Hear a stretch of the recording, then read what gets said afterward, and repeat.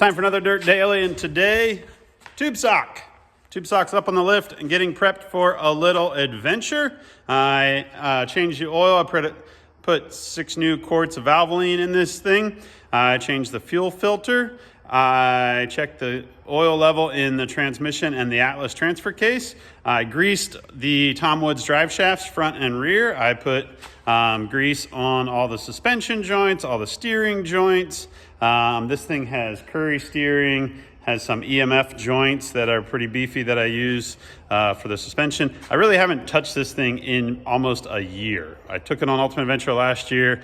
I drove it a little bit after UA, and then I pulled the computer out because there's a little computer thingy going on. I sent it back to Cummins and they tweaked it, sent it back to me, and then it sat for a while until I finally got the computer back in TubeSock.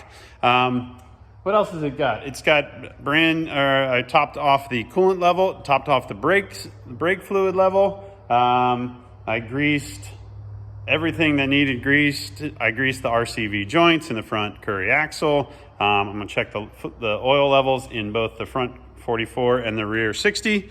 Basically, it's kind of just getting a once over on everything. I have a zipper on the back on the soft top that's kind of jamming up, so I got to figure out if I can fix that or if I have to like open up the back window and leave it open for the whole trip or what, because that's kind of annoying. It's got that big Warren 8274 on the front.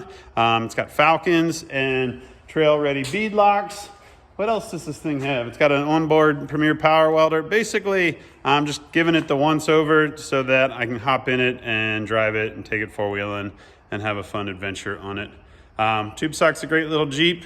People ask me all the time what I think of that Cummins R28. It's perfect in this little Jeep. This Jeep is pretty lightweight, has 38-inch tall tires, not a whole lot of lift. It's pretty drooped out right now because it's up on the lift, but it sits pretty squatty. It's got a Chris Durham Motorsports hood, got some Poison Spider rocker protection. I had some Rugged Ridge fender flares on the rear that I smashed in the back corner, and I replaced those. They're these big wide fender flares that cover up the tires. You can see this back corner, got a little ding dong there from Ultimate Adventure last year. It has a Genrite fuel tank. I'm getting a little bit of seepage out of the top. I don't know if the O-ring on the gasket on the sending unit is getting worn out or what. That's the universal sign for the gasket that screws in on the top of the tank.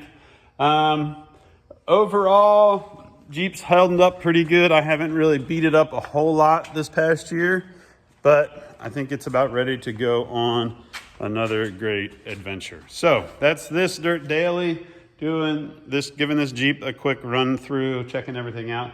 Maybe I'll hit some of the rusty rocker armor with some spray paint and hose it down and pack in my camping gear and hit the road.